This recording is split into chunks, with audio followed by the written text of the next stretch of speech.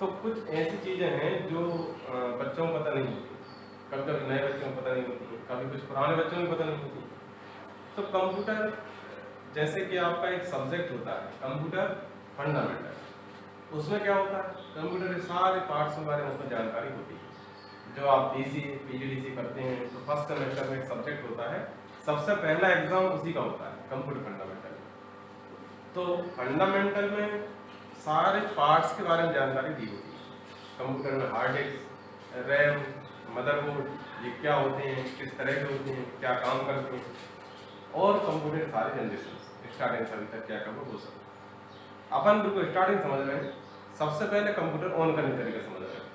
Computer को on करने के लिए आप सबसे पहले तो बोर्ड में जो स्विच होते हैं उनको आप ऑन कर लेते हैं, आपको सबको ऑन करना आना चाहिए। तो पहले आप बोर्ड के स्विच को ऑन करेंगे। ऑन करने के बाद आप देखते हैं कि सभी कंप्यूटर में आपको बीच में एक यूपीएस नजर आता है। अगर यूपीएस में लाइट जल रही है और आप ऊपर के स्विच ऑन कर लिए हैं तो कोई दिक्कत नहीं। यदि उसमें लाइट बंद है तो उसको भी ऑन करना पड़ेगा, यूपीएस को भी ऑन करना पड़ेगा। यूपीएस ऑन करने के बाद फिर आप सीपीयू ऑन कर सकते हैं। अब ये बीच में यूपीएस क्यों लगाया, यूपीएस का काम क्या है, यूपीएस ना लगाए तो क्या होगा। तो यूपीएस जो होता है वो आपके सीपीयू की सुरक्षा भी लगाया जाता है ताकि आपका सीपीयू खराब ना हो। आपके जो सीपीयू में सारे पार्ट्स होते हैं, हार्ड डिस्क, मदरबोर्ड, रैम, आपका ब्रेन जो है वो सब सीपीयू में है। बाकी एलईडी मॉनिटर वो खराब नहीं होता है, बार बार खराब जो होगा वो सब सीपीयू में ही होगा, क्योंकि सारे जो आपके पार्ट्स हैं वो सीपीयू के अंदर है, प्रोसेसिंग होती है सीपीयू के अंदर ही होती है और रिजल्ट आपको सीपीयू आउटपुट द्वारा देता है। मॉनिटर सिर्फ उसको डिस्प्ले देता है, ओनली आउटपुट कराता है। तो मॉनिटर डायरेक्ट ऑन कर दो कोई दिक्कत नहीं, डायरेक्ट ऑन करो कोई दिक्कत नहीं, पर सीपीयू को आप डायरेक्ट बंद नहीं कर सकते हैं। सीपीयू को माउस के द्वारा टर्न ऑफ करके ही बंद करते हैं, तो उसका नियम होता है। और टर्न ऑफ करने के बाद दोबारा आपको पावर बटन को नहीं दबाना होता है, नहीं तो फिर से ऑन हो जाएगा। तो सबसे पहली बात तो क्या है, आप स्विच ऑन करते हैं, फिर यूपीएस अगर ऑफ है तो उसे ऑन करते हैं। यूपीएस के अंदर एक बैटरी होती है और यूपीएस लगाने का मुख्य कारण एक और होता है, वो ये होता है कि यूपीएस के अंदर जो बैटरी है यदि लाइट चली जाती है तो बैटरी के द्वारा बिजली कंप्यूटर को मिलना स्टार्ट होती है और कम से कम 15 मिनट तक लाइट जाने के बाद आप कंप्यूटर चलता रहता है। तो ये बेनिफिट और इससे होता है यूपीएस से। लेकिन जैसे अपने यहाँ पर इन्वर्टर है तो फिर अपन यूपीएस क्यों लगाते हैं, इसका भी रीजन है। अपने पास इन्वर्टर यूपीएस मोड है, एक होता है सिंपल इन्वर्टर, एक होता है UPS mode inverter.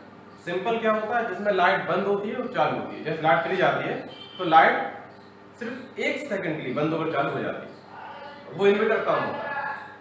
UPS mode inverter जो होता है वो अगर लाइट जाएगी तो आप ध्यान से देखेंगे लाइट में आपको पता नहीं चलेगा लाइट चली गई, लाइट ऑन रहेगी और लाइट चली जाएगी, तो लाइट चली जाएगी और आपका यूपीएस मोड इन्वर्टर तुरंत लाइट चालू कर देता है। और इसमें ये बहुत कम समय लगाता है, 1 सेकंड का भी कम से कम 20-25 का हिस्सा होता है, इतना कम टाइम वो लगा पाता है, बहुत कम। लेकिन इतने कम टाइम में ही कुछ एसएमपीएस जो होते हैं या कुछ सीपीयू जो होते हैं वो रिस्टार्ट हो जाते हैं, तो इतने कम टाइम। तो उस टाइम से बचने के लिए अपन लोग यूपीएस लगाते हैं। मतलब अपने यूपीएस का जो लगाने का मेन उद्देश्य है वो लाइट जाने के बाद बैकअप लेना नहीं है। अपने पास लाइट में बैकअप तो बैठ के रख सकते हैं, तो अपने पास यूपीएस का उद्देश्य क्या है कि जो लाइट जब जाती है तो थोड़ा सा जो एक अंतराल आता है लाइट जाने का बहुत कम, 1 सेकंड से बहुत कम, उस समय अपना सीपीयू रिस्टार्ट ना हो, अपन इसके लिए इसको लगाते हैं। यदि ऐसा होता है कभी कि आपका इन्वर्टर डाउन हो जाता है, डाउन होने के बाद लाइट पूरी बंद हो जाती है, लाइट माने बहुत लंबे टाइम पे नहीं आई है और इन्वर्टर की क्षमता होती है 3 घंटे की, अगर 3 घंटे तक लाइट नहीं आती है और आप फुल लोड पर काम कर रहे हैं तो 3-3.5 घंटे बाद आपकी लाइट बंद हो जाती है। उस समय यूपीएस काम करना चालू कर दिया, जब लाइट बंद हो जाएगी फिर आपका काम क्या है कि सिस्टम को टर्न ऑफ करें, फिर यूपीएस को बंद करें। लेकिन अगर आपने सोचा यूपीएस आवाज कर रहा है, इसकी आवाज कोई सुनेगा या सर गुस्सा होंगे आवाज क्यों आ रही, तो आप जल्दी से यूपीएस को बंद कर दें, फाइन लग जाएगा। ठीक है, समझ आ गया फाइन कैसे लगता है। फाइन ऐसे ही लगता है कि आपने देखा कि यूपीएस आवाज कर रहा है और यूपीएस कोई बंद कर दिया। जबकि यूपीएस अपने लगाया क्यों? यूपीएस लगाने का उद्देश्य क्या है कि अपने सीपीयू की सुरक्षा हो सके, और यूपीएस इमरजेंसी केस में सीपीयू को लाइट दे, पावर दे, और इमरजेंसी जब केस आया तो आपने यूपीएस स्विच ऑफ कर दिया। तो यूपीएस लगाने का जो उद्देश्य था वहीं पर खत्म हो चुका है, क्योंकि आपने तो बंद कर दिया। इसे जब लगाते ही नहीं, मैंने तब पैसा खर्च क्यों किया? अपन बिना यूपीएस काम चला लेते। एक यूपीएस 1700 रुपये का था, 1650 1700। अपन 10 यूपीएस खरीद लेते हैं तो 17,000 अपन ने खर्च कर दिए। आप 17 खर्च तो कर दिए, उनका यूज क्या होगा अगर आपने डाटा बंद कर दिया है? तो सबसे पहली बात तो क्या है, अपन कंप्यूटर को यूज करना आना चाहिए। अगर कंप्यूटर यूज अच्छे से करें, कंप्यूटर खराब होगा नहीं। घर पर यूज करें, कहीं भी यूज करें। अगर घर पर भी कंप्यूटर है और आप उसको ठीक तरीके से यूज कर रहे हैं, वो कभी खराब नहीं होता है। आप उसको टर्न ऑफ करें सही तरीके से, ऑन करें ठीक से, डाइट जाने के बाद डाइट बंद नहीं होना चाहिए। तो यूपीएस क्या करेगा? आपका पावर को मैनेज करेगा, वोल्टेज कब ज्यादा कर देगा वो, जैसे वोल्टेज थोड़ा कम हो गया थोड़ा सा बढ़ा देगा, इस तरह से उसको बराबर वोल्टेज देता रहेगा, और लाइट जाएगी तब पावर देगा, ताकि आप सिस्टम खराब ना हो। अब कंप्यूटर में इनपुट डिवाइस क्या होते हैं? इनपुट डिवाइस मतलब ऐसे डिवाइस जिनके द्वारा हम कंप्यूटर में डेटा को भेजते हैं, जैसे कीबोर्ड, माउस, अपन माइक लगाते हैं, आवाज रिकॉर्ड करते हैं, या फिर ऑनलाइन क्लास लगाते हैं। आपने देखा आजकल कोरोना के समय क्लास ऑनलाइन लगती है, तो ऑनलाइन क्लास जब लगाते हैं तो आपके पास तक हमारी आवाज़ पहुंचती है क्लास के दौरान, तो वो माइक के द्वारा पहुंचती है। तो ये सब अंदर भेज रहे हैं, तो इनपुट डिवाइस हो जाएगी। स्कैनर, अपन कोई भी दस्तावेज स्कैनर पर रखते हैं और स्कैन कर कंप्यूटर में अंदर भेज देते हैं। उन्हें उन्हें मेल भी कर सकते हैं, ऑनलाइन फॉर्म भी भर सकते हैं। तो स्कैनर इनपुट डिवाइस हो गए। तो इनपुट डिवाइस ये सभी होती हैं जो आपके कंप्यूटर में डेटा को अंदर भेजने का काम करते हैं। आउटपुट डिवाइस क्या होता है? हम जब भी कोई डेटा सिस्टम में इनपुट कराते हैं तो प्रोसेसर प्रोसेस करेगा, प्रोसेस होने के बाद हमें जिन जिन माध्यमों से उसका रिजल्ट प्राप्त होता है वो आउटपुट डिवाइस होते हैं।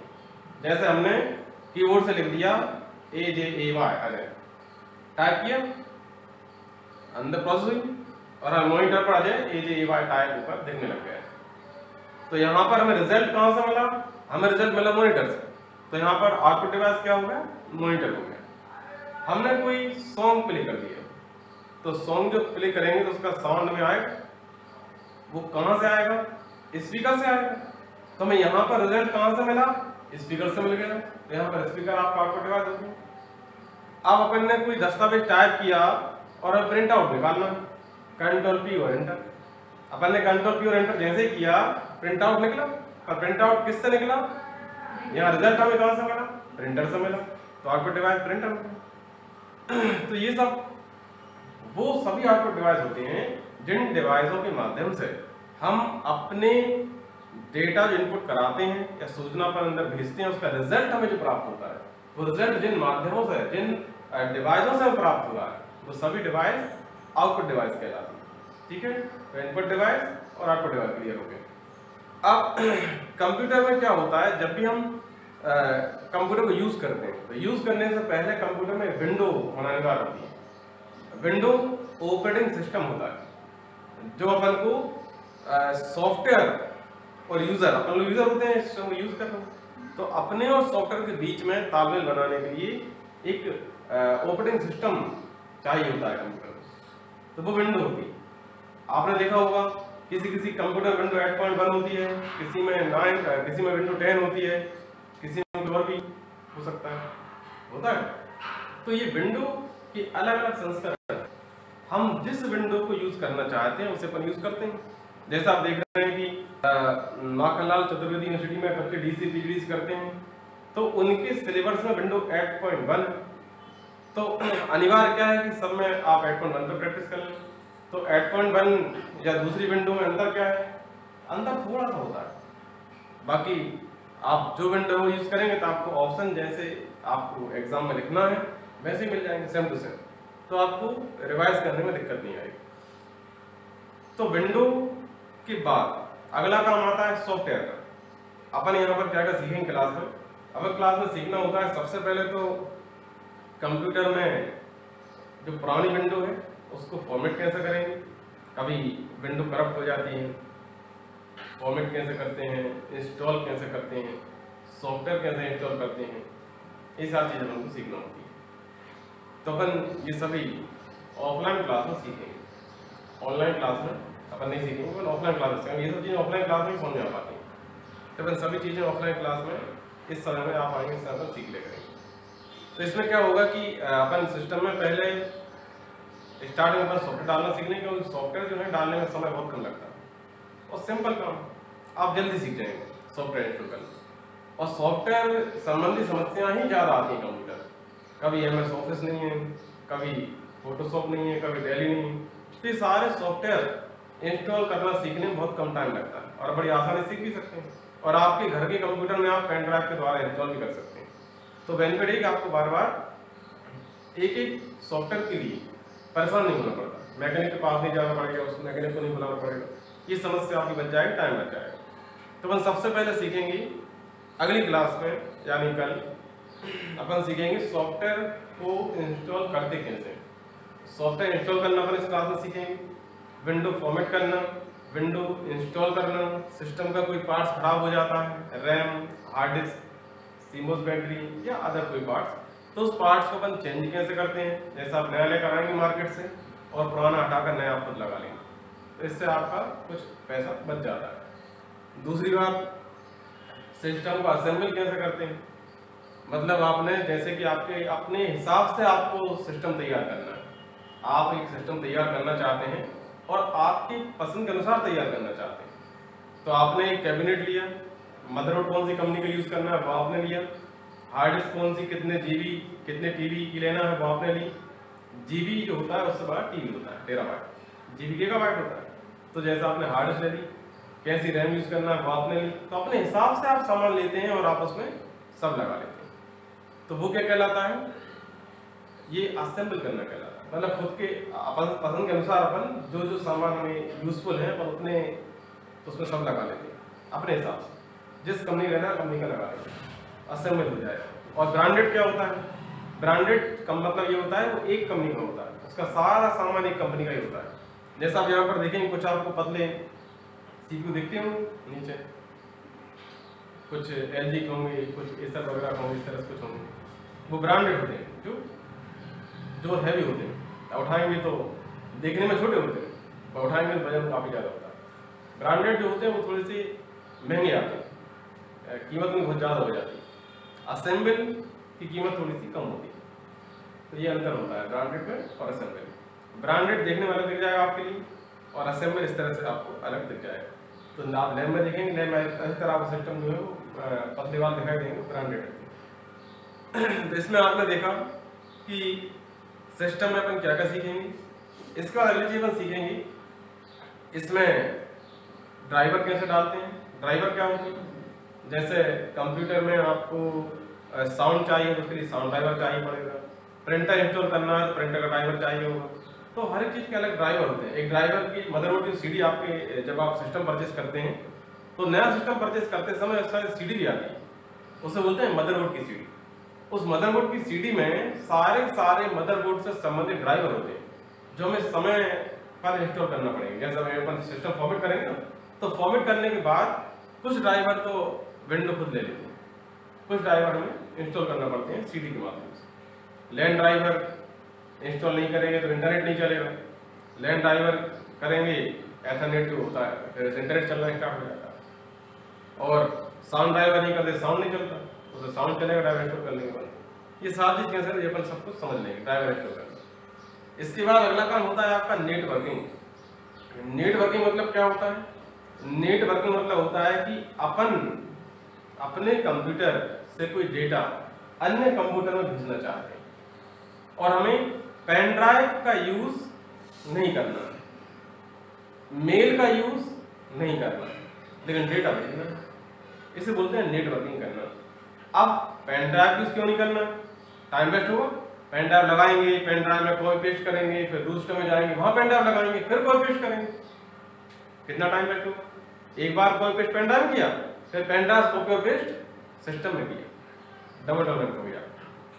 तो नेटवर्किंग जब आप सीख जाएंगे उससे लाभ क्या होगा, आप इस सिस्टम पर बैठे हुए हैं, इस सिस्टम का यूज कर रहे हैं और आपको नीचे की सिस्टम में कोई डेटा भेजना है तो यहीं पर बैठकर आप बिना पेन ड्राइव लगाएं उस डेटा को यहाँ से कॉपी करेंगे, वो सिस्टम पर इसी में ओपन करेंगे और उसमें पेस्ट कर देंगे और बहुत जल्दी पहुंच जाएगा, तुरंत, टाइम नहीं लगेगा। मेल की में क्या दिक्कत आती है, मेल में आप मेल में पहले उसको अपलोड करेंगे फिर सेंड करेंगे, अपलोडिंग में टाइम लगता है।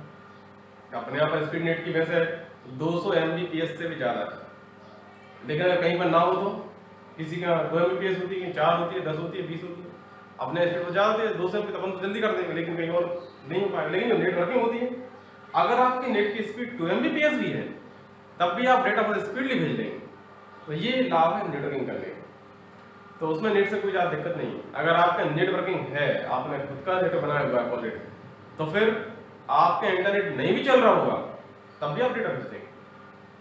मतलब नेट अगर जैसे बंद है, ऊपर से नेट बंद हो गया, कोई सा वायर कट हो चुका है, वायर कट होने के बाद इंटरनेट बिल्कुल बंद है, उस समय भी आप अगर नेटवर्किंग का यूज जानते हैं तो आप सिस्टम से डेटा को एक से दूसरे में भेज देंगे। नेट नहीं चल रहा तब भी भेज देंगे, ये एक अच्छा बेनिफिट है, ये बेनिफिट है नेटवर्किंग का। तो ये इस सिस्टम से किसी भी सिस्टम में कर सकते हैं अपने आप जहाँ अपने यहाँ जैसे नेटवर्किंग ऑन है, अपने आप देख रहे हैं नीचे बड़ा स्विच लगा हुआ है, आप जब जाएंगे नीचे तो सामने ही देखेंगे बहुत बड़ा स्विच लगा हुआ है जिसमें बहुत सारे केबल लगनी है, देख रहे हैं। तो वो स्विच जो होता है उसके द्वारा जितने सिस्टम अपने आपस में कनेक्ट हैं वो सारे सिस्टम में नेटवर्किंग है। अब वो स्विच अगर उसमें पावर आ रहा है, वो जो स्विच लगा हुआ है पावर अगर आ रहा है तो फिर चालू है सिस्टम, नेट अनुकूल नेट बंद हो जाए, ऊपर से नेट बंद भी हो जाएगा तो अपने आप चालू है, अपन आदान प्रदान यहाँ पर कर सकते हैं। तो वो कहलाती है नेटवर्किंग, जो अपन खुद अपना अलग से तैयार कर लेते हैं, तो अपन खुद तैयार कर सकते हैं, अपन खुद डिवाइस परचेस कर लेते हैं, खुद परचेस खुद यहाँ लगा लेते हैं, अपन साइड डिवाइस अलग पहले से सेट कर लेते हैं। तो उस समय अगर नेट ऊपर से कट हो जाता है अपन तब भी अपने डेटा को एक से दूसरे सिस्टम में भेज सकते हैं। पर क्या नहीं कर सकते, वेबसाइट ओपन नहीं कर सकते, गूगल पर सर्च नहीं कर सकते, ऊपर नेट बंद है तो अपन बाहर काम नहीं कर सकते, अपने अपने इस अंदर का जो काम अपन कर सकते हैं। जैसे नंबर 1 सिस्टम से नंबर 2 में कोई डेटा भेजना है भेज लेंगे, 5 से 7 में करना है भेज लेंगे, हम नंबर 1 पर बैठे हैं हमें नंबर 10 में क्या क्या है देखना है हम देख लेंगे, मतलब अपने यहाँ का सब कर लेंगे। लेकिन जैसे ही बात यहाँ से बाहर की आती है, जैसे हमें कोई माखनलाल की वेबसाइट ओपन करना है, रिजल्ट देखना है, फिर इंटरनेट चलना जरूरी है, तो ये सब नहीं कर पाएंगे क्योंकि वो बाहर की बात होगी। तो अपने अंदर अपन ने जो नेटवर्किंग बना ली अपन उतना काम कर सकते हैं, तो ये कहलाती है नेटवर्किंग। तो नेटवर्किंग कैसे होती है, नेटवर्किंग में आप अपने डेटा को दूसरे सिस्टम में कैसे बड़ी आसानी से भेज लेते हैं, तो वो सारी चीजें अपन इस क्लास में सीखेंगे। तो जब आप पूरी क्लास ले लेंगे उसके बाद जब भी आप कहीं जॉब करने जाते हैं तो बेनिफिट आपको ये मिलता है, आप सिस्टम में 15 बैठे हुए हैं, आपके बॉस ने आपको फोन लगाया, उन्होंने कहा हमने जो काम दिया था लिस्ट तैयार कर ली है, वो लिस्ट में भेज दो, और आप कह देंगे हाँ भेज दी, मतलब आपके पास फोन आया लिस्ट भेज दो, और आप फोन बात करते करते क्या करेंगे, आपने सेव की जगह क्लिक राइट क्लिक कॉपी, और ऊपर का जो बॉस का नंबर है उस पर डबल क्लिक किया, ड्राइव कौन सी में करना है उसको ओपन किया और पेस्ट, तो आपका जो है पहुंच चुका है, मतलब बात करने का काम हो गया।